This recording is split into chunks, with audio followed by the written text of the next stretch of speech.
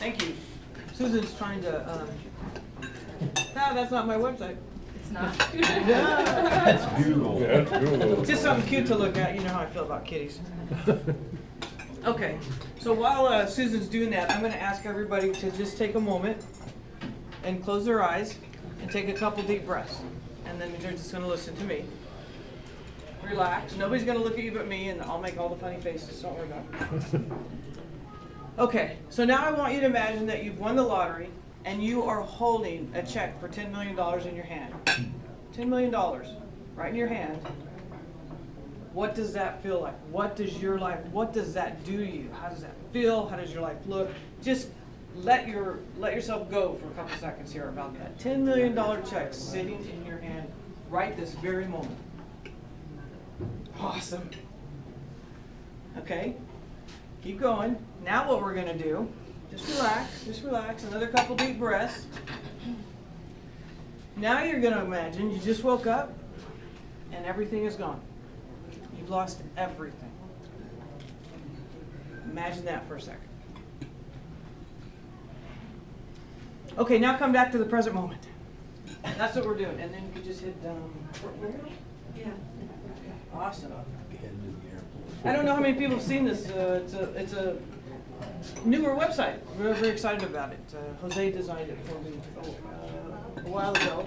And the reason I wanted to show it besides the kitty pictures is that I have he put a section in there besides the Tylerisms, which I haven't kept up to on there, you get another week, is a Karen's Pin, where I can add my writing, which is what we're going to do, because I'm actually working on a book, so I'm going to start putting little excerpts from the book in there, and part of what we're going to talk about today is that. Okay, so how did that feel? $10 million check. Great. $10 million check. Could you go there? Could you get there in your mind? How did it feel to lose everything? Was that a moment? Did we feel panic? Did we, you know, somebody share with anybody, throw out there what they shared with both of those. I already went through it. Okay? Was it fun? But when you get divorced, I'll tell you what, you know, you lose your brand new vehicle, so you drive an older vehicle. I mean, you realize what's important is just basic transportation, and you know, the emblem on the car means nothing. Yeah. Yeah. I've spoken to people who've lost their house in the foreclosure situations and have them come back and say, the house isn't important, the family's important. You know, Right. so, Okay. Well, if you think about it for just a second, there's absolutely nothing here that you can hang on to, not even people. We're all going to go somewhere someday. Whatever your beliefs are, that's going to happen. No, nobody's going to survive that I know of yet. Cool. So the idea of this was just to give you an idea of how powerful the mind is. In those seconds, what you could do just by thinking about it, right? So life is happening, and sometimes it's really great, and sometimes it's not so great. But the one thing that really happens is we give meaning to everything that we experience. So I'm going to share with you my weekend, because it's a perfect example of what I talked to, and although I would appreciate it if Tyler hadn't given me the material, he did. I took him to the vet on Wednesday because he stopped eating and he had a urinary tract infection. I took him home. They said make sure he eats. He ate a little bit, not a lot. And so Saturday I called and I said, you know, I'm just not happy he's not eating enough. I'm not happy. I got there, the vet looked at him, and 2 seconds later said, he's jaundiced. You need to go to the hospital for 24-hour care with him. I said, cool, okay, here we go, Tyler. So off to the emergency vet over here. Great place. Unfortunately, I know it well. And I trust him 100%. You can click on the cats for me. And that's Tyler, by the way. He's Mr. Cool. So he's there, and jaundice is not good. They said, we're hopeful, but we don't know. We don't know what's causing it. We'll do some tests, blah, blah, blah. On Monday, he'll get an ultrasound. And if we have to put a feeding tube in, but we're hoping he'll eat. So the good thing is I've been seeing him every day, and they haven't had to do a feeding tube, even in the vet. They've been sitting in a clinic where most animals aren't happy he's eating. Here's the part that's pretty cool. Not really. As I'm driving home that day, my mind said, what if? And the moment that my mind said, what if, thanks to all the work I do with Carl and Joan, Dr. John, and in general, my searching and seeking, I said, there is no what if. There's only right now. Tyler's at the vet's, Tyler's being taken care of, and it's just that simple. I need to go nowhere else with this. There's no place my mind needs to go to say, what if? What if he has lymphoma? What if he doesn't eat? What if his heart is enlarged? What if, what if, what if? Because if you've ever noticed, we tend to go to the what ifs of the bad side, to the extremes of the possibilities. Now, I don't know about you, but that is not where I want that to go. Because usually, where the mind goes, the body will follow eventually. Not that I'm necessarily creating that, but I'm also not creating an energy of growth and expansion and love. Because that is a fearful, constrictive area to be there. Sorry that you're on that side of it today. Sharon's where life is. So does that make sense to anybody? Do we probably all know people who know somebody who's had an illness or been in an accident, and most of the time you hear everything that happened and all where it could go or how bad it is. But how many people say, we're going to get through this no matter what, and everything will be fine in the end? Now, it may not be the end that we want, but do we understand that we're probably not that in control of it from a state of mind of, oh my God, what if? Right? How much power do we have in our minds if we're focusing on the, oh my God, what if?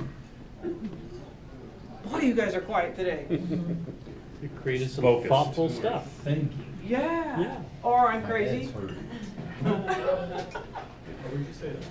Yeah. Oh, no, I'm a little. I like it.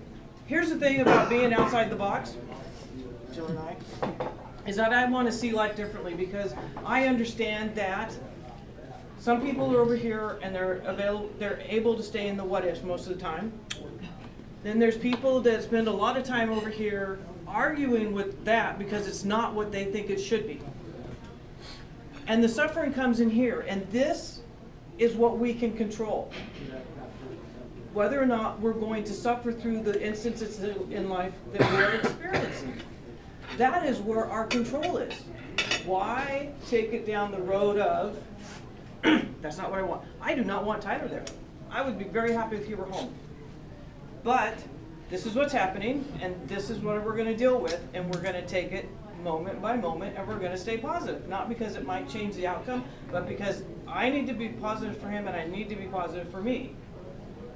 Because otherwise, I'm suffering, and why would I suffer any more than what is happening?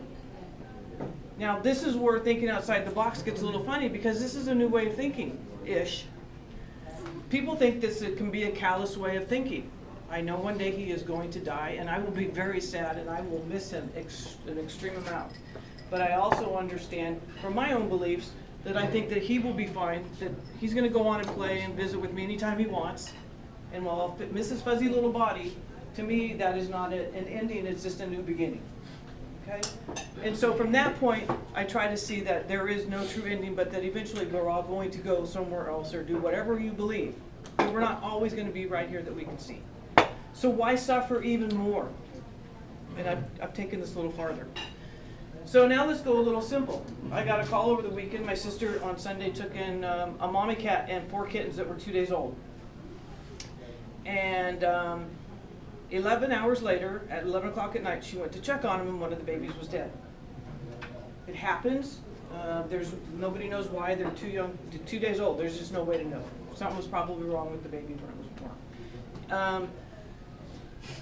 She called the next morning. She was sad. She was depressed, and she automatically blamed herself. We automatically took this road and went over here to, what did I do wrong? I should have checked. I should have had the vet. The vet couldn't do anything. The vet's saying, no, they're fine. And then I finally said to her, well, why are you sad? Because you're sad, I don't know why. I can assume, but why? Well, because he'll never get to play with his brothers and sisters. So you see, we are self-creating a sad state of mind. Honor the baby. Here's the deal. They want to save cats. We all want to save animals. But sometimes saving is giving them a safe place to pass on. Sometimes it doesn't look the way we think it should, but we've done a great service to those animals by providing them a safe, healthy environment in which they can pass on, whether it's a short life or a long life. And that's the best we can do as people for other people and for ourselves. Do you have any questions? Yes? At what point in your life did you have that mental shift? Well, it was really obvious this weekend, but it's been an 8-year process to get, just to hear, at monitoring my thoughts and questioning my beliefs, and wanting to understand more about life, and do we have to suffer? I've got a question. Yes. What tools do you use to limit that suffering time? Right.